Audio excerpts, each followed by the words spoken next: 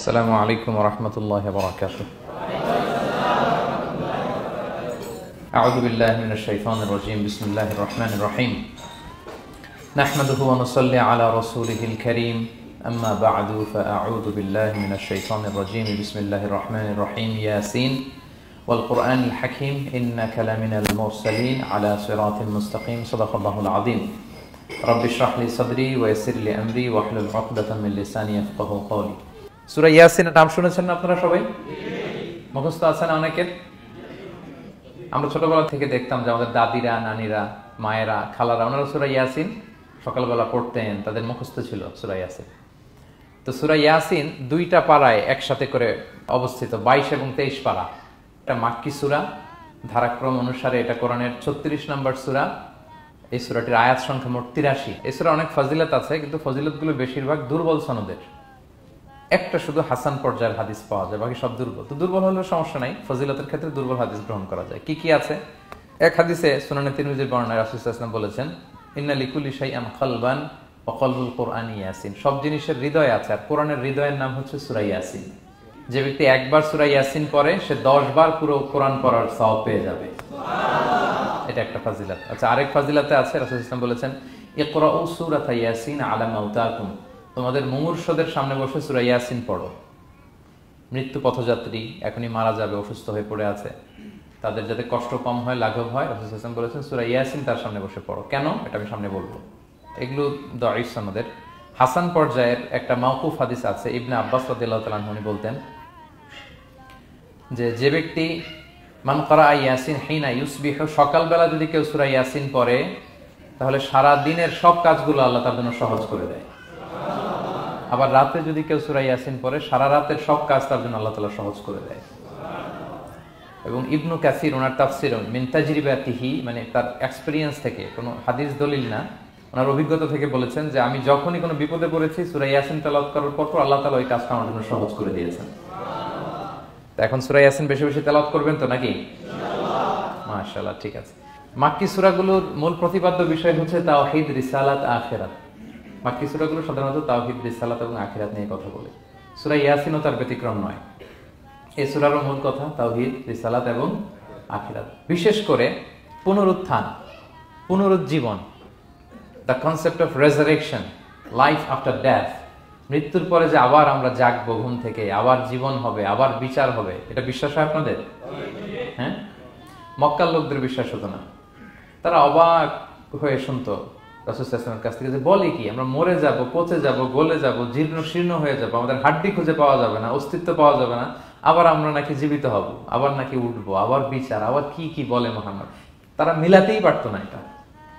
এজন্য তাদের কাছে দ্য কনসেপ্ট অফ আখিরা, life after death, specially the concept of রেসারেকশনটাকে ক্লিয়ার করার জন্য আল্লাহ তাআলা এই সূরাটা নাযিল করেছেন। তাহলে এই সূরার সেন্ট্রাল থিম, মূল প্রতিপাদ্য বিষয় হচ্ছে পুনরুজ্জীবন বা পুনরুত্থান, মানে আবার যে আমরা পুনরায় উঠবো। বিশ্বাস হয় আপনাদের? হ্যাঁ, এটা কিন্তু মহাসত্য, বিশ্বাস রাখতে হবে আমাদের যে না, মরে গেলে সাময়িক দেখা যায় পচে যায়, কিন্তু আবার আমরা উঠবো। এবং এজন্যই মুমূর্ষু ব্যক্তির সামনে সূরা ইয়াসিন পড়তে বলা হয়েছে। আপনি যখন সূরা ইয়াসিন পড়বেন, তার সামনে কাইন্ড অফ আপনি তাকে বোঝাতে যাচ্ছেন যে আপনি প্রকৃতপক্ষে মারা যাচ্ছেন না, এটা আপনার জীবনের পূর্ণ সমাপ্তি নয়, বরং এটা এই নশ্বর দুনিয়া থেকে আপনার অস্তিত্বের সাময়িক একটা বিদায়। কেউ যে মারা যাচ্ছে, আমার দাদা, আমার বাবা মারা যাচ্ছে, আমরা বিদায় দিচ্ছি, আজীবন হারাই ফেললাম নাকি তারে আমরা? কি সে কি আজীবনের জন্য মিসিং? সাময়িক একটা বিদায়, একটা শর্ট ব্রেক। ওনার অস্তিত্বের এই নশ্বর দুনিয়া থেকে ওনার অস্তিত্বের সাময়িক একটা বিদায়, কিন্তু পরবর্তী দুনিয়ায় তিনি কিন্তু আবার অনন্ত জীবন লাভ করবেন। তার মানে শারীরিক একটা মৃত্যু হচ্ছে, তার রুহের কোনো মৃত্যু নেই, হয় আইলিনে নয় সিজ্জিনে। ঠিক কিনা বলেন? আমাদের রুহগুলো কিন্তু মরে না, এটা আল্লাহর অর্ডারে ঢুকেছে, আল্লাহর অর্ডারে বের হয়, হয় ইল্লিনে নয় সিজ্জিনে। বিশ্বাসীদের রূহগুলো ইল্লিনে থাকে, আমাদের রূহগুলো যেন সেখানে থাকে, আমরা আল্লাহর কাছে কামনা করি, আমরা পড়ি আমিন। এজন্যই মৃত ব্যক্তিদেরকে আশাব্যঞ্জক করার জন্য এই সূরার মধ্যে যে কথাগুলো বোঝানো হচ্ছে যে আবার আপনি উঠবেন, আবার জীবিত হবেন, আবার আমরা মিলিত হব, বিচারের মুখোমুখি হব, আবার আমরা জান্নাতে একত্রিত হব, আমাদের গেট টুগেদার হবে, আমাদের রিট্রিট হবে। মানে মৃত্যুর মধ্যে আমরা আনন্দ খুঁজে বেড়াই নাকি? হ্যাঁ, মৃত্যু নিয়ে অনেকের কথা ভয়, কিন্তু আমরা তো মৃত্যুই একমাত্র ওয়ে যার মধ্য দিয়ে আমরা আমাদের রবের সাথে সাক্ষাতের গেটওয়ে। এটা আল্লাহর সাথে সাক্ষাতের প্রথম ধাপ হচ্ছে আপনাকে দুনিয়া ছাড়তে হবে, এছাড়া কি আল্লাহর সাক্ষাৎ পাওয়া যাবে? যাবে না। এজন্য মৃত ব্যক্তির সামনে আল্লাহর হাবিব সাল্লাল্লাহু আলাইহি ওয়াসাল্লাম রাহমাতুল লিল আলামিন মুহাম্মদ রাসূলুল্লাহ সাল্লাল্লাহু আলাইহি ওয়াসাল্লাম তিনি সূরা ইয়াসিন তেলাওয়াত করতে বলেছেন। তাহলে সেন্ট্রাল থিম ক্লিয়ার সবার কাছে না? এবার আসেন কিছু প্রাইম লেসন, কোর লেসন সূরা ইয়াসিন থেকে। আমি সম্ভবত গত বছর আমার ভেরিফাইড ফেসবুক পেজ থেকে আমি 4টা লাইভ সিরিজ করেছি 4 ঘন্টার সূরা ইয়াসিনের উপর। আপনারা শুনবেন এগুলো, খুবই ওয়েল ডকুমেন্টেড ম্যানারে একাডেমিক ওয়েতে আলোচনা করেছি। যাদের সময় আছে শুনবেন এই লাইভগুলো। তো আমি এখন শুধু সার নির্দেশটা প্রাইম লেসন বা কোর লেসনগুলো নিয়ে আসি। 1 নম্বর লেসন হচ্ছে আল্লাহ তাআলা বলেছেন যে কোরআনের আয়াতগুলো একটার সাথে আরেকটা well connected, completely well net, এটা ওয়েল প্রোটেক্টেড। ওয়ান ডাজন্ট বলে differ the other or contradict the other. কোনো আয়াত আরেক আয়াতের বিপরীতে যায় না, একটা আরেকটা সম্পূরক, পরিপূরক, ওয়েল নেট, ওয়েল কানেক্টেড। এটাই প্রমাণ করে যে এটা কার কাছ থেকে নাজিল হয়েছে? আল্লাহ সুবহানাহু ওয়া তাআলার কাছ থেকে নাজিল হয়েছে। আল্লাহ তাআলা এটাই বলেছেন ইয়াসিন, তারপরে ওয়াল কুরআনিল হাকিম। হাকিম বিমানা মুহকাম, মানে কোরআনের আয়াতগুলো পোক্ত। এটা হচ্ছে completely well net, perfectly connected, একটা আরেকটার সাথে কানেক্টেড। এক আয়াত ইফাসসিরু বা'দুহু বা'দান, এক আয়াত আরেক আয়াতকে ব্যাখ্যা করে। অনেক কথা কোরআনের এক জায়গায় সংক্ষেপে বলা হয়েছে, আরেক জায়গায় বিস্তারিত, এক জায়গায় ছোট করে আরেক জায়গায় বড় করে। কোন আয়াত আরেক আয়াতের সাথে কন্ট্রাডিক্ট করে না। আল্লাহ তাআলা বলছেন আফালা ইয়াতাদাব্বারুনাল কুরআন ওয়ালাউ কানা মিন ইনদি গায়রিল্লাহি লাওয়াজাদু ফীহি ইখতিলাফান কাসীরা। তারা কি কোরআন নিয়ে গবেষণা করবে না? এই কোরআন যদি আল্লাহ ছাড়া অন্য কারো কাছ থেকে নাজিল হতো তাহলে তারা কোরআনের মধ্যে অনেক বিরোধ দেখতে পেত, পরস্পর বিরোধ, অনেক বিরোধ দেখতে পেত। কিন্তু কোরআনের ভেতরে এই পুরো 30 পারায় কোথাও কি এক আয়াতের সাথে আরেক আয়াতের কন্ট্রাডিকশন আছে? কোনো বিরোধ আছে বলেন? না, এটা ওয়েল নেট, ওয়েল কানেক্টেড। অন্য আয়াতে আল্লাহ বলছেন লা ইয়াতিহিল বাতিলু মিন বাইনি ইয়াদাইহি ওয়ালা মিন খালফি। সামনে থেকে পেছন থেকে কোরআনে কোনো বাতিল অনুপ্রবেশ করতে পারে না, কারণ তানজিলুম মিন হাকিমিন হামিদ, এটা প্রজ্ঞাময় প্রশংসিত আল্লাহর পক্ষ থেকে এটা প্রোটেক্টেড একটা কিতাব নাজিল হয়েছে। ফলে এটা কিয়ামত পর্যন্ত প্রোটেক্টেড থাকবে। এক আয়াত আরেক আয়াতের ব্যাখ্যা করে দেয়, এটা হচ্ছে একটা ব্যাখ্যা। আবার আল কোরআনিল হাকিম মানে হচ্ছে বিজ্ঞানময় কোরআন। কোরআনের মধ্যে অনেক বিজ্ঞানের কথাও আছে। শুধু বিজ্ঞান নিয়ে কি আছে, প্রায় 1.5 ঘন্টার লেকচার আছে আমার। Scientific indications of the holy Quran, cosmic symbols, natural phenomena, cosmology, embryology, morphology, blah blah blah, অনেক কিছু। কিভাবে এই পানি উপরে যায়, ওয়াটার সাইকেল, হাইড্রোলজিক্যাল সাইকেল, বৃষ্টি হয়, সূর্য কিভাবে ডোবে ওঠে, চাঁদ, তারপর মহাবিস্ফোরণ, বিগ ব্যাং থেকে শুরু করে মায়ের পেটে বাচ্চার ভ্রূণ কিভাবে ডেভেলপ করে, যত কসমিক সিম্বল আছে কোরআনে, এটা নিয়ে আমার 1.5 ঘন্টার একটা কোরআনের সায়েন্টিফিক ইন্ডিকেশনাল লেকচার আছে। তো সেদিকে আমি যাব না। তো আল কোরআনুল হাকিমের 2টা ব্যাখ্যা হয়। এক হচ্ছে মুহকাম, মানে কোরআনের আয়াতগুলো প্রোটেক্টেড, কানেক্টেড। আরেকটা হচ্ছে কোরআনের আয়াতগুলো বিজ্ঞানসম্মত, বিজ্ঞানের সাথেও কন্ট্রাডিকশন করে না। কিছু যদি অমিল থাকে, বিজ্ঞানের অপেক্ষা করা উচিত।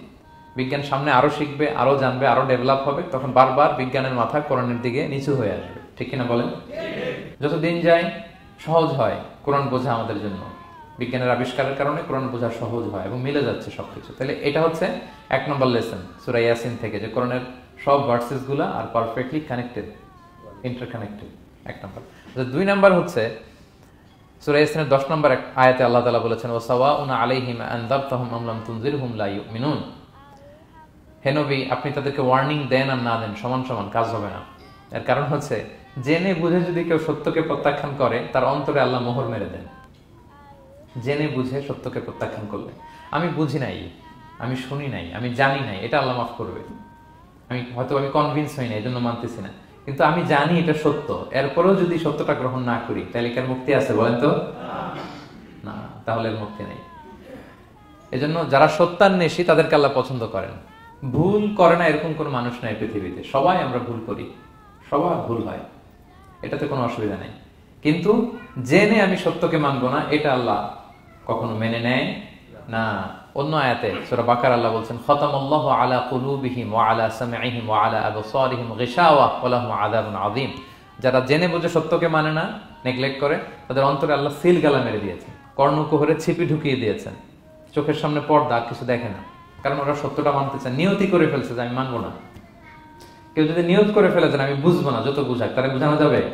আমরা বাংলা একটা কথা বলি না যে ঘুমিয়ে থাকলে তাকে জাগানো সহজ, কিন্তু ঘুমের ভান ধরে আছে, ওরা তো ধাক্কা মারতেছি, টানতেছি, ওকে উঠবে ঘুম থেকে না। এটার উদাহরণ দেখেন আবু জাহেল আর ওমরে ফারুক রাদিয়াল্লাহু তাআলা, দুইজনই ইসলামের শত্রু ছিল, ইসলাম বিরোধী ছিল। কিন্তু ওমর ফারুক রাদিয়াল্লাহু তাআলা আনহু ছিলেন সত্যান্বেষী, সত্য শুনলেই মানতেন। কিন্তু আবু জাহেল ছিল তার বিপরীত, সে ছিল গোড়া, অহংকারী, ইগোইস্টিক সমস্যা ছিল তার। সে জানতো যে আল্লাহর হাবিব সাল্লাল্লাহু আলাইহি ওয়াসাল্লাম আল্লাহর পক্ষ থেকে নাজিল হওয়া আসা একজন রাসূল, কোরআন আল্লাহর পক্ষ থেকে নাজিল হওয়া একটা কিতাব, জানার পরেও সে মানে নাই, ফলে তার নসিবে হেদায়েত জোটে নাই। কিন্তু ওমর ফারুক রাদিয়াল্লাহু তাআলা আনহু কিছুদিন পরেই উনি শাহাদা পড়ে ফেলছেন এবং রাসূল সাল্লাল্লাহু আলাইহি ওয়াসাল্লাম দোয়া করেছিলেন যে আল্লাহ আল্লাহুম্মা আইজ্জাল ইসলাম বি আহাব্বি হাযাইনি রাজুলাইনি ইনদাক, আল্লাহ দুজন লোকের যাকে তোমার ভাল লাগে তাদের একজনকে ইসলামের ছায়াতলে এনে তুমি ইসলামটাকে শক্তিশালী করো। একজন হচ্ছে আবু জাহাল, আরেকজন হচ্ছে ওমর। আল্লাহ তাআলা কার জন্য দোয়াটা কবুল করেছেন বলেন তো? ওমর ফারুকের জন্য। কারণ ওনার হৃদয়টা সাদা ছিল, সাদা মনের মানুষ, কলবে সালিম, সত্য যেখানে ওইটাই উনি গ্রহণ করতেন, সত্যের সামনে দুর্বল ছিলেন। আর আবু জাহেল জেনে বুঝে সত্যকে প্রত্যাখ্যান করেছে। সো 2 নাম্বার শিক্ষাটা আমরা যেটা পেলাম যে জেনে বুঝে সত্য প্রত্যাখ্যান করলে আল্লাহ তার জন্য হেদায়েত বরাদ্দ রাখেন না। এজন্য আমরা আমাদের বাকি জীবনটুকু আমরা এই মেন্টালিটি, মাইন্ডসেট যেন আমাদের থাকে যে সত্য দেখলেই আমরা মানবো, যেখানেই সত্য ওইটাই আমি গ্রহণ করবো। কি বলেন? এটা যদি আমার বিরুদ্ধে যায়, আমার দলের বিরুদ্ধে গেলে, বাবার বিরুদ্ধে গেলে, মানতেই হবে আমাকে। সত্য যেখানে আছে ওখানেই আমাদেরকে ছুটে যেতে হবে। দুটো চলে গেল। 3 নাম্বার হচ্ছে আমরা পৃথিবীতে যা করি আমরা অনেক সময় মনে করি যে দরজা বন্ধ করে দিলে, সুইচটা অফ করে দিলে আর বুঝি কেউ দেখে না।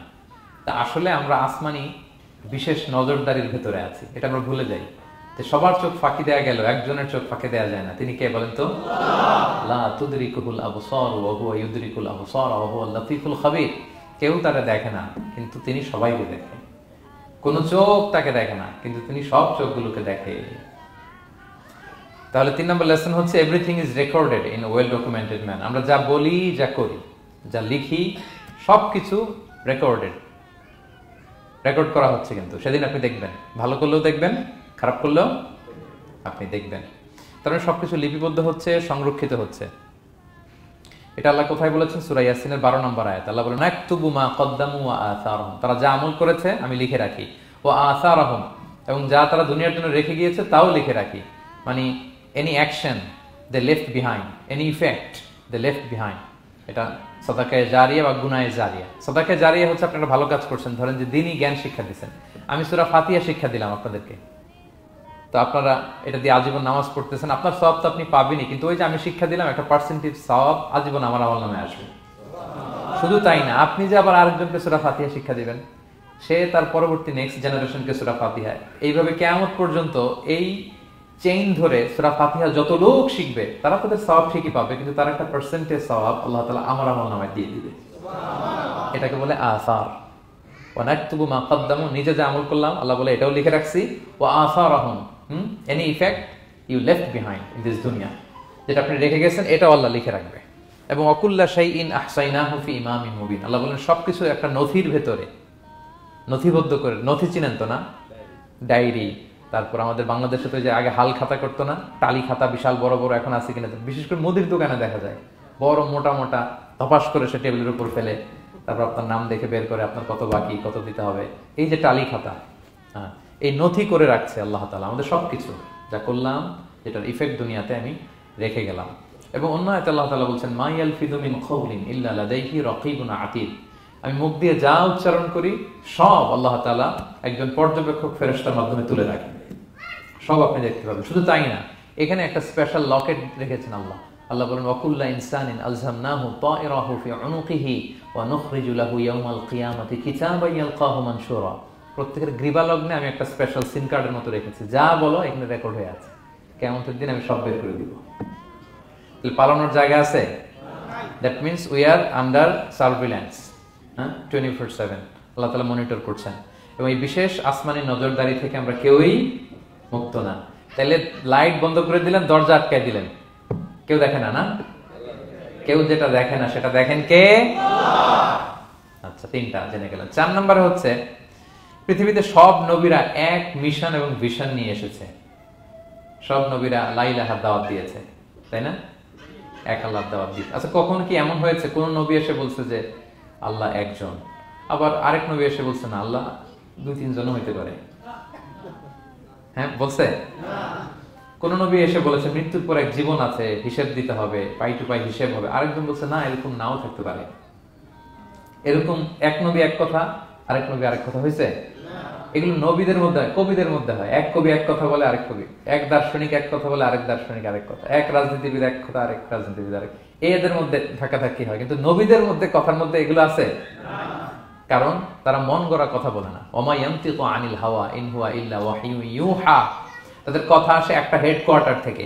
হেডকোয়ার্টারটা কার? আল্লাহ। আসমানি রেভেলেশনের বেসিসে ওনারা কথা বলেন। মন গড়া কোনো নবী কোনো কথা বলেন না। তাহলে 4 নম্বর শিক্ষা হচ্ছে সব নবীর মিশন ভিশন এক।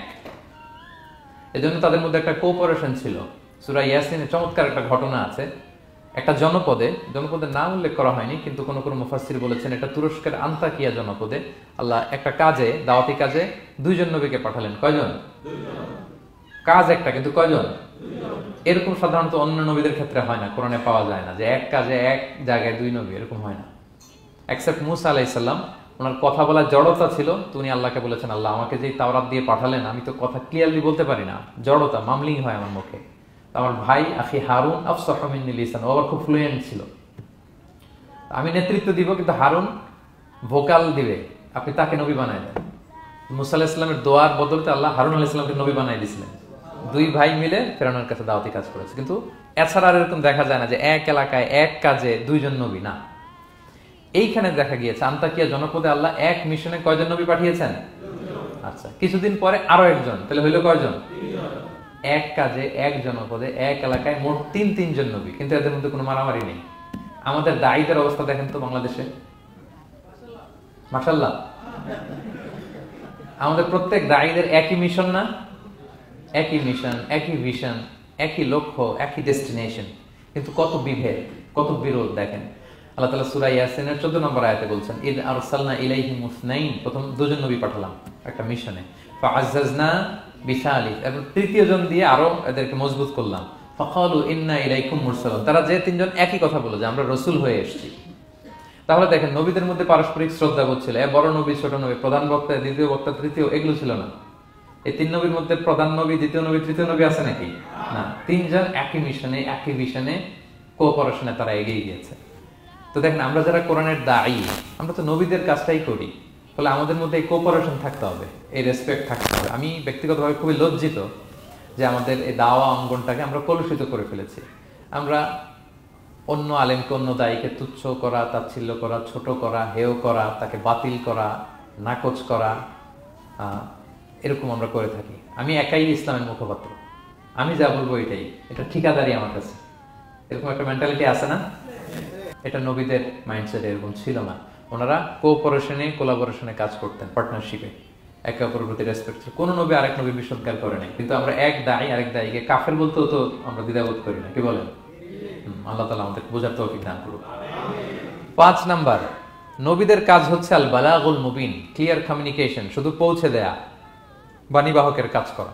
আল্লাহ তাআলা বলছেন, ওমা আলাইনা ইল্লাল বালাগুল মুবিন। ওই 3 জন নবী যখন বুঝালেন, তারা এলাকাবাসী মানে না, রিজেক্ট করলো, কিন্তু তারা বললো যে আমাদের কাজ হচ্ছে পৌঁছে দেওয়া, মানবা কি মানবো না এটা তোমাদের কাজ। আমাদের কাজ কি? আল বালাগুল মুবিন, কোরআনিক টার্মিনোলজি, মানে হচ্ছে ক্লিয়ার কমিউনিকেশন, আমাদের কাজ পৌঁছে দাও, এর বেশি কিছু না। আমরা অনেক সময় একটু জবরদস্তি করতে চাই, জোরাজুরি করতে চাই, এই নামাজ পড়ো না কেন, তাকে জোরাজুরি করা, দাড়ি রাখানো, জোরাজুরিতে বেশি কাজ হয় না। আপনি পাওয়ারফুল মেসেজ দিবেন, ইনফ্লুয়েন্স করবেন, এতে আল্লাহ হেদায়েত দিবেন। কারণ হেদায়েতটা নিয়ন্ত্রণ করেন একমাত্র কে? আল্লাহ। আর কারো হাত নেই, এমনকি নবীরও না। কোন নবীও চাইলে কাউকে হেদায়েত দিতে পারে না। আল্লাহর হাবিব সাল্লাল্লাহু আলাইহি ওয়াসাল্লাম মক্কায় মক্কাবাসীদের পেছনে ঘুরতে ঘুরতে পেরেশান। উনি তো রহমতের নবী, উনি ভাবতেছিলেন হায়রে একটু যদি আমার কথা মানতো তাইলেই তো জাহান্নাম থেকে বেঁচে যায়। আর একটু দাওয়াত দেই, সকালে দেই, দুপুরে দেই, বিকেলে দেই, রাতে দেই। তাদের পিছনে ঘুরতে ঘুরতে রাসূল সাল্লাল্লাহু আলাইহি ওয়াসাল্লাম পেরেশান হয়ে যেতেন।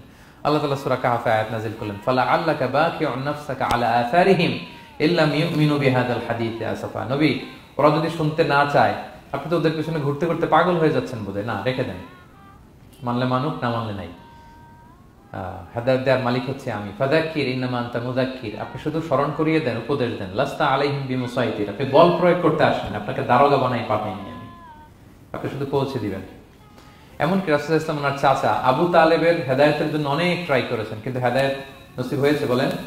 কারণ ইন্নাকা লা তাহদি মান আহবাবতা ওয়ালাকিন্নাল্লাহ ইয়াহদি মান ইয়াশা। নবী আপনি যাকে চান তাকে হেদায়েত দিতে পারবেন না। তাহলে আমাদের যারা দাঈ, আমাদের কাজ কি? পৌঁছে দেওয়া। বলেন তো কাজ কি? পৌঁছে দেওয়া। নাকি বল প্রয়োগ করা, জোরাজুরি করা? মাশাআল্লাহ। 7 নাম্বার লেসন হচ্ছে এই পৃথিবীর সবকিছু আইন মানে কার? বলেন তো আল্লাহর। ইচ্ছায় অনিচ্ছায় সবকিছু আল্লাহর আইন মানে, আমরা ছাড়া শুধু। আকাশ, জমিন, বাতাস, বৃষ্টি, মেঘমালা, পাহাড়, সাগর, নদী, সূর্য, চন্দ্র, সব আইন মানে কার? আল্লাহর আইন মানে। সে কথা আল্লাহ বলছেন ওয়াশ-শামসু তাজরি লিমুস্তাকাররিল লাহা। আমি সূর্যের জন্য একটা গতিপথ দিয়েছি, কক্ষপথ, অক্ষপথ, সে ওইদিকেই ঘুরে, ওরে ঘুরতে বলছে ও ঘুরে, এর কোনো ব্যত্যয় নাই। যালিকা তাকদীরুল আজিজিল আলিম, এটা আমি আল্লাহ ফিক্স করে দিয়েছি। ওয়াল কামারা কাদ্দারনাহু মানাজিলা হাত্তা আদা কাল উরজুনিল কাদিম। আর চাঁদকে আমি 30টা মঞ্জিল দিয়েছি। দেখবেন চাঁদ কিন্তু এক জায়গায় উদিত হয় না, 30 দিনে 30 জায়গায়, পুরো মাস ব্যাপী দিক থেকে ওদিকে শুধু ঘুরে। এটা আল্লাহ ফিক্স করে দিয়েছে, এটা ওর বিধান। আমাদের জন্য কোরআন বিধান হিসেবে দিয়েছে, আমরা মানি না, কিন্তু প্রত্যেক প্রাণীর জন্য, সৃষ্টির জন্য যে বিধান আল্লাহ ফিক্স করেছেন ওরা ওইটাই মানে, এর একটু একচুল পরিমাণ ডান ব্যয় করে না। সুবহানাল্লাহ, সুবহানাল্লাহ। সো জগতে সবকিছু আল্লাহর দেয়া বিধান মেনে চলে, কারণ গোটা জগৎটাই তো তার। গোটা জগৎটা কার বলেন? ফলে আইনও চলবে তার। আমরা যেন আল্লাহর সবগুলো আইন মেনে চলি। 8 নাম্বার হচ্ছে এই যে আমরা জান্নাতের কথা শুনি, কিয়ামতের কথা শুনি, আখিরাতের কথা শুনি, একদিন আমরা এটা চাক্ষুষ দেখতে পাবো, তখন আমাদের এই বিশ্বাসটা আরো প্রগাঢ় হবে। মৃত্যুর পরে যে আমাদের লম্বা ঘুম, এই আমাদের নিদ্রা ভঙ্গ যেদিন হবে, সেদিন আমরা সব দেখতে পাবো, চাক্ষুষ কিয়ামতের সবকিছু। সেটা আল্লাহ তাআলা বলছেন নুফিখা ফিস সূরি ফাইদা হুম মিনাল আজদাসি ইলা রাব্বিহিম ইয়ানসিলুন। ইসরাফিলের সিংহার ফুৎকারে সেদিন সব মানুষ জেগে উঠবে। আপনারা ইসরাফিল আলাইহিস সালামের নাম শুনেছেন? কে উনি? একজন ফেরেশতা। উনি বড় একটা সিংহায় ফুৎকার দিবেন। সৃষ্টির পর থেকে আল্লাহ ওনাকে একটা কাজের জন্য অ্যাসাইন করেছেন, শুধু ফু দিবে 3টা। কয়টা? আর কোনো কাজ আছে? That's it, that's it. শুধু 3টা ফু দিবে 3 বারে। ঠিক যে মুহূর্তে আপনারা এখন কথা শুনছেন, এই মুহূর্তে উনি ওই ট্রাম্পিট সিংহা নিয়ে আরশের দিকে তাকায় আছে, কখন আল্লাহর আদেশ আসে 1 সেকেন্ডও যেন দেরি না, চোখের পলক যাতে দেরি না হয়ে যায়, তাকিয়ে আছেন উনি। ফুৎকার দিবে তো কবর থেকে মানুষগুলো উঠবে। মিনহা খালাকনাকুম ওয়া ফিহা নুঈদুকুম ওয়া মিনহা নুখরিজুকুম তারাতান উখরা। এই কথাই আল্লাহ এই সূরাতে বলেছেন। তো মানুষ যখন উঠবে, কারো ঘুম হবে 50 বছর, কারো 500 বছর, কারো 5000 বছর, কারো 5 লক্ষ বছর। পৃথিবীতে প্রথম নিহত হয়েছে কে জানেন? হাবিল। আদম আলাইহিস সালামের ছেলে হাবিল পৃথিবীর প্রথম মারা গেছে। সে, তার ঘুমটা কত লম্বা বলেন তো? সে কত হাজার বছর, লক্ষ বছর বেচারা ঘুমাচ্ছে, হ্যাঁ, তার কবরে। তো এই সব সিংহার ফুৎকারে সব কবর থেকে উঠবে। ক্বালু ইয়া ওয়াইলানা মান বাআসানা মিন মারকাদিনা হাযা। কিরে, কে ভাঙালো এই লম্বা ঘুমটা? সবাই তো ঘুমাচ্ছিলাম। হাযা মা ওয়া'দার রহমান। ফেরেশতারা বলবে এইটাই সেই দিন যেটা বিশ্বাস করো না এই দুনিয়াতে। ওয়াজ নসিহত হইলে তো তোমরা মানতা না, বলতা এগুলো কিছু নাই। আজকে সেই দিন। সাদাকাল মুরসালুন, রাসূলরা সত্যই বলেছেন। ওই দিন মানুষ চাক্ষুষ কিয়ামতকে অবলোকন করবে। 9 নম্বর শিক্ষা হচ্ছে তখন আল্লাহ তাআলা বিচার প্রতিষ্ঠিত করবেন। ওই বিচারে আল্লাহ কাউকে ঠকাবেন না। বলেন তো আল্লাহর বিচারে কোনো পার্সিয়ালিটি আছে? কোনো ঘুষ দেওয়ার সিস্টেম? স্বজনপ্রীতি আছে না। এই কথা আল্লাহ বলেছেন সূরা ইয়াসিনের 54 নম্বর আয়াতে, ফালিয়াউমা লা তুযলামু নাফসুন শাই। কোনো জুলুম হবে না। ওয়া তুজজাউনা ইল্লা মা কুনতুম তা'মালুন। যে যা করেছে ওইটারই প্রতিদান পাবে। এমন না যে আপনি করছিলেন খুব ভালো কিন্তু আপনি পান নাই, এটা হবে না। যার যে রিওয়ার্ড পাওয়ার কথা ওইটাই পাবেন, কারণ আল্লাহ জুলুম করেন না। ওমা আনা বিযাল্লামিন লিল আবিদ। আল্লাহ বলে আমি আমার বান্দার প্রতি বিন্দু পরিমাণ জুলুম করি না।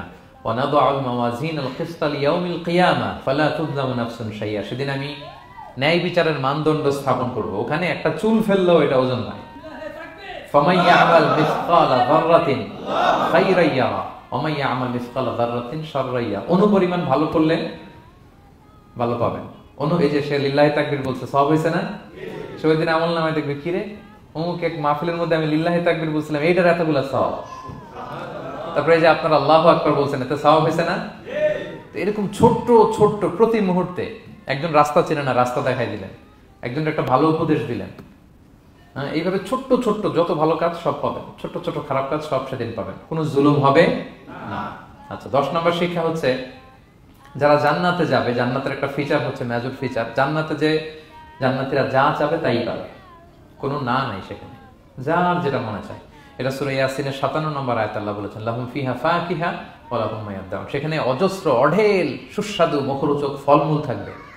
দুনিয়াতে এক ফলে এক মজা। আনারসের মজা তরমুজে নাই, তরমুজের মজা আমে নাই, আমের মজা বাঙ্গিতে নাই, বাঙ্গির মজা কাঁঠালে নাই, কাঁঠালের মজা ডুরিয়ানে নাই। যেইটা খাবেন ওইটা স্বাদ। জান্নাতে এক ফলের ভেতরে হাজার রকমের স্বাদ আল্লাহ ঢুকাই দিবে। আচ্ছা, দুনিয়াতে যে কমলা খান, কমলার ছোলা খান, হ্যাঁ, ডাব যে খান, ডাবের ছোলাটা খান, শুধু পানি। ওইখানে ডাবের চেয়ে আর ডাবের ছোলা মজা লাগবে। কমলার চেয়ে কমলার ছোলা হবে আরো সুস্বাদু। মানে ওইটার ফিচারের সাথে দুনিয়ার ফিচারের কোনো তুলনাই হয় না, নো কম্পারিজন। যা চাবে তাই হবে। ইয়াসিনের 11 নম্বর শিক্ষা হচ্ছে, সেদিন নিজের হাত পা নিজের বিরুদ্ধে সাক্ষী দিবে যারা জাহান্নামে যাবে। কারণ জাহান্নামীরা বলবে না আল্লাহ করি নাই, তোমার ফেরেশতারা ভুলে লিখছে, আল্লাহ আরেকজনের আমলনামা আমার দিয়ে দিছে, এই অনেক ধরনের অজুহাত। তখন আল্লাহ তাআলা তার মুখটাকে সিলগালা করে দিবেন। ফালিয়াউমা নাখতিমু আলা আফওয়াহিহিম ওয়া তুকাল্লিমুনা আইদিহিম ওয়া তাশহাদু আরজুলুহুম বিমা কানু ইয়াকসুবুন। আল্লাহ বলে তোমার মুখ আমি সিলগালা করে দিলাম, হাত কথা বলবে, তখন পা সাক্ষী দিবে কোথায় যে পাপটা করছেন। আপনি অবাক হন, কি রে এই হাতে তো কত আংটি পরলাম, এরপর কত লোশন মাখলাম, হ্যাঁ, কত সুন্দর বডি ওয়াশ দিয়ে হাতটাকে ক্লিন রাখলাম, তারপর হাতের মধ্যে গ্লাভস পরলাম, হাত পা কত যত্ন আমি নিলাম। এই হাত পা আমার বিরুদ্ধে কথা বলে, রাগে মানুষ বলবে ওয়াকালু লিজুলুদিহিম লিমা শাহিদতুম আলাইনা, কি রে আমার বিরুদ্ধে কথা বলিস কেন? তো হাত পা বলবে ক্বালু আনতাকানাল্লাহ আল্লাযী আনতাকা কুল্লা শাই। ওই আল্লাহ আজকে আমাকে কথা বলার সুযোগ দিয়েছে, যে আল্লাহ চাইলে যে কাউকে, যে কোনো সৃষ্টিকে কথা বলার সুযোগ দিয়ে থাকে। পাথরকে আল্লাহ জবান দিতে পারে, দিয়েছেন। রাসূল সাল্লাল্লাহু আলাইহি ওয়াসাল্লাম মক্কার শিয়াবদের মধ্য দিয়ে যখন হাঁটতেন, অনেক পাথর রাসূল সাল্লাল্লাহু আলাইহি ওয়াসাল্লামকে সালাম দিয়ে বলেছেন, আসসালামু আলাইকা ইয়া নবী আল্লাহ, হে আল্লাহর নবী আপনাকে সালাম। কে দিয়েছে সালাম? পাথর। মরা খেজুর গাছ কেঁদে উঠেছে নবীর জন্য, তার মানে এগুলোর ভিতরে প্রাণের সঞ্চার করেছেন কে? আল্লাহ। সেদিন হাতের ভেতরে আল্লাহ তাআলা কথার শক্তি দিবেন। আপনার হাত আপনার বিরুদ্ধে, পা বিরুদ্ধে, আপনার বডি আপনার বিরুদ্ধে সাক্ষী দিবে। সো খবরদার, অতটুকু পাপ করি যতটুকু পাপের শাস্তি বহনের ক্ষমতা আমার আছে, একটু হিসাব মিলিয়ে নিই আমরা। 12 নম্বর লেসন হচ্ছে যে আমরা শক্তিশালী হই, ছোট থেকে বড় হই, এরপরে আবার দুর্বল হয়ে যায়। আল্লাহ বলেন ওমান নুআম্মিরহু নুনাক্কিসু ফিল খালকি আফালা ইয়াকিলুন। আমি যখন কারো বয়স বাড়িয়ে দেই, তাকে আবার দুর্বল করে দেই। এটাই জীবন চক্র। দেখেন, শৈশব দিয়ে শুরু, তারপর কৈশোর, তারুণ্য, যৌবন। যৌবনের কথা চিন্তা করে তো বেশিরভাগ যুবক কি শক্তি গায় না, যা খায় ওইটাই হজম হয়ে যায়। ওভারটাইম করতে পারি, লাগাতার কাজ করতে পারি, মানে অনেক ক্যাপাসিটি। কিন্তু সেই আপনি যখন 60, 70, 80-তে যাবেন, আর পারা যায় না, তখন একটা লাঠি লাগে। কি লাগে? আরো বাড়লে 90 যখন হয়ে যায়, 100, তখন ওই যে ছোট বাচ্চারা ওরা যা বলতেছে এরকম, ওরা যেরকম বোঝে না ওইরকম বোঝে না। বাচ্চাদেরকে এদিকে খাবার দিলে দেখবেন যে এদিক দিয়ে করতেছে মসজিদ। ওই মুরব্বীরাও এরকম, বাচ্চাদের প্যাম্পাস পরানো লাগে, যেখানে রাখে পেশা পায়খানা, মুরব্বীরাও এরকম 90, 80 এদেরও পরানো লাগে, এদেরও আর কন্ট্রোলটা থাকে না। তাহলে দেখেন, this is our life cycle. এভাবেই তারুণ্য, যৌবন, প্রৌঢ়ত্ব, এরপর আবার বার্ধক্য। আল্লাহ বলে এরপরও তোমরা বুঝবে না। এটা আল্লাহ বুঝাতে চাইলেন, যে আল্লাহ এক দেহে এত রূপ আনতে পারে, সে আল্লাহকে আবার তোমাদেরকে জীবিত করতে সক্ষম না? কারণ এই সূরার মূল কথা হচ্ছে পুনরুজ্জীবন, রেসারেকশন। আল্লাহ বারবার ঘুরিয়ে ফিরিয়ে নানা আয়াত দিয়ে বুঝাতে চাচ্ছেন যে আমি তোমাদেরকে আবার পুনরায় জীবিত করতে পারি। তো যে আল্লাহ এত কিছু করতে পারে, সে আবার আমাদেরকে জীবিত করতে পারে না? বলেন। আচ্ছা, 13 নম্বর শিক্ষা হচ্ছে অতীত ভুলে যাওয়া। এটা আমাদের জীবনের জন্য অনেক বড় বোকামি। আমরা ভুলে যাই, অনেক সময় আমরা কি ছিলাম, কোথায় ছিলাম, ভুলে যাই। আল্লাহ বলেন আওয়ালাম ইয়ারাল ইনসানু আন্না খালাকনাহু মিন নুতফা ফাইদা হুয়া খাসীমুম মুবিন। মানুষ কি দেখে না যে ওদেরকে আমি কোত্থেকে সৃষ্টি করছি? দেখেন, আমাদের এত বড় বাড়ি গাড়ি, আমাদের এত নাম যশ খ্যাতি, আমরা আদিতে কি ছিলাম? সামান্য এক ফোঁটা বীর্য। বাবার পিঠ থেকে, মায়ের গর্ভে ছোট্ট একটা পানি থেকে আমাকে সৃষ্টি করেছেন কে? আল্লাহ। এই সৃষ্টির আগে তো কিছুই ছিলাম না। আপনার বয়স এখন 50। আচ্ছা, 500 বছর আগে আপনি কই ছিলেন বলেন? আপনার দাপট তো আজকে থাকা যায় না পৃথিবীতে, সব নাকি আপনার। এরকম বলে না, সব আমার, আমার পাওয়ার, আমার ক্ষমতা। আজ থেকে জাস্ট 500 বছর আগে আপনি কই ছিলেন? আপনার কোনো নাম ছিল? আপনার কোনো গ্রাম ছিল? কোনো অ্যাড্রেস ছিল? কোনো খ্যাতি ছিল? দাপট ছিল? লোক লস্কর কিছু ছিল? ক্ষমতা আসলো কোত্থেকে আপনার? আল্লাহ বলে হাল আতা আলাল ইনসানি হিনুম মিনাদ দাহরি লাম ইয়াকুন শাইআম মাযকুরা। মানুষকে দেখে না যে একটা সময় ও কিছুই ছিল না, কিছুই তো ছিল না, তুমি অস্তিত্বহীনতা থেকে তোমার অস্তিত্ব আল্লাহ দিলেন দয়া করে, ছোট্ট ছোট্ট করে মায়ের পেটে এতটুকু থেকে। আপনি ওই বিজ্ঞান প্রযুক্তি জাদুঘরে গিয়েছিলাম আমি আগারগাঁওতে, ওখানে মায়ের পেটে যেগুলো বাচ্চাগুলো ডেভেলপ করে নাই তারা রেখে দিয়েছে পানির মধ্যে 1 সপ্তাহ 2 সপ্তাহ 1 মাস 2 মাস 3 মাস এরকম বাচ্চাগুলো ছোট ওই ব্যাঙ্গাচির মতো ছিলাম আমরা।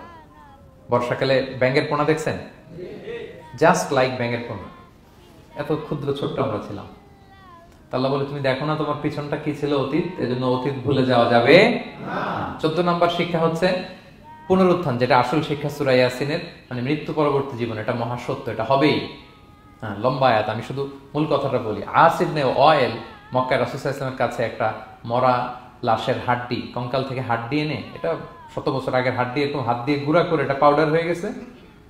রাসূল সাল্লাল্লাহু আলাইহি ওয়াসাল্লামের কাছে এসে ভাবে একটা ফু মারলো, ফু দেওয়ার সাথে সাথে এটা বাতাসে মিলে গেছে। তো বলতেছে মোহাম্মদ, এই যে কঙ্কালের এই পাউডারটা তুমি বলতেছো এইটারে আল্লাহ জীবিত করবে, এটারে রিকনস্ট্রাক্ট করবে, কি বলো তুমি, হোয়াট ইউ টকিং অ্যাবাউট, এটাও সম্ভব? আল্লাহ এই কথাটা সূরা ইয়াসিনে তুলে ধরলেন, যে দারাবা লানা মাসালান ওয়া নাসিয়া খালকা ক্বালা মান ইউহিল ইযামা ওয়া হিয়া রামীম, এটারে কে আবার জীবিত করবে, তো জীর্ণ শীর্ণ ধুলা বালু পাউডার হয়ে গিয়েছে। আল্লাহ বলেন, কুল, নবী আপনি ওয়াইলকে বলেন, ইউহিহাল্লাযী আনশাহা আউওয়ালা মাররা, ওই আল্লাহ সৃষ্টি করবেন যে এটারে প্রথমে বানাইছিলেন। এটার তো অস্তিত্ব ছিল না, অস্তিত্বহীন থেকে যখন আল্লাহ বানাইতে পারেন, এটা মরে যাওয়ার পরে তারে আল্লাহ আবারও বানাতে পারবেন, ঠিক কিনা বলেন? আচ্ছা বলেন, কোন জিনিস প্রথমে বানানো সহজ না দ্বিতীয়বার বানানো সহজ? দ্বিতীয়বার, তাই না? তো প্রথমেই যেহেতু আল্লাহ আমাদেরকে বানাই ফেলতে পারছে, মরে গেলে গলে গেলে পচে গেলে দ্বিতীয়বার বানানো কেন জন্য কঠিন হবে? কঠিন হলে তো প্রথমবার হওয়ার কথা ছিল, যেহেতু নমুনা ছিল না, আল্লাহর কাছে কোনো মডেল ডিজাইন ছিল যে এটার আলোকে এটা ছিল। তো সেই আল্লাহ যখন আমাদেরকে বানাই ফেলতে পারছেন প্রথমবার, দ্বিতীয়বার কি তার জন্য কঠিন না সহজ? তখন বিষ্ণু ইসলাম বললেন যে এই পাউডার, তুমি যে কঙ্কালের হাড্ডি ফু দিয়ে বললা, এটাকে আল্লাহ জীবিত করবেন, অনুরূপভাবে তোমাকেও জীবিত করবেন এবং তোমাকে জাহান্নামে নিক্ষেপ করবেন। আল্লাহ জাহান্নাম থেকে আমাদেরকে হেফাজত করুন।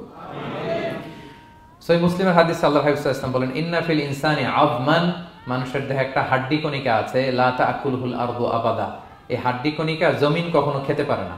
মানে আমাদেরকে কবর দিয়ে দিলে তো মাটি পুরো লাশটা খেয়ে ফেলে, 50-100 বছর পরে আর কিছুই থাকে না, আসলে আমাদের হাড় গোড়ও থাকে না, ওইটাও পাউডার হয়ে যায়, পোকামাকড় খেয়ে ভ্যানিশ।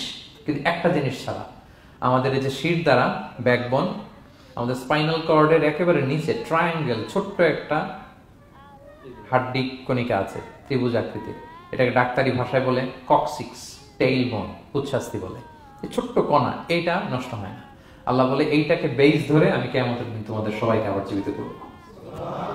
হিন্দুরা যে শ্মশানে লাশ পোড়ায়, সব পুড়ে যায়, কক্সিক্স পুড়ে নয়, ছোট্ট কক্সিক্স কোথা হয় জানেন?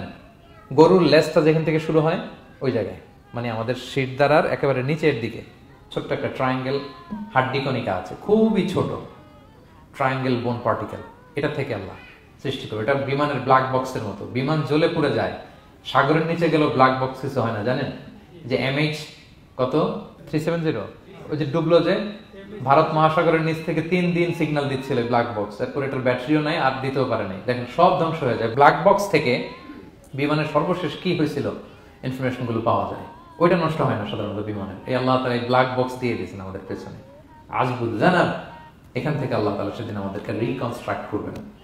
তাহলে পুনরুত্থান, আবার যে আমরা জীবিত হবে, এটা বিশ্বাস হয় আপনাদের? হয়। এটা করতে আল্লাহ কিছুই লাগে না, শুধু কুন বললেই হয়ে যায়। কি বললে? এই কুন কথা দিয়ে আল্লাহ তাআলা শেষ করেছেন সূরা ইয়াসিন। আল্লাহ বলেন যে আল্লাহর যে অসীম ক্ষমতা, এটা শুধু কুন বললেই হয়।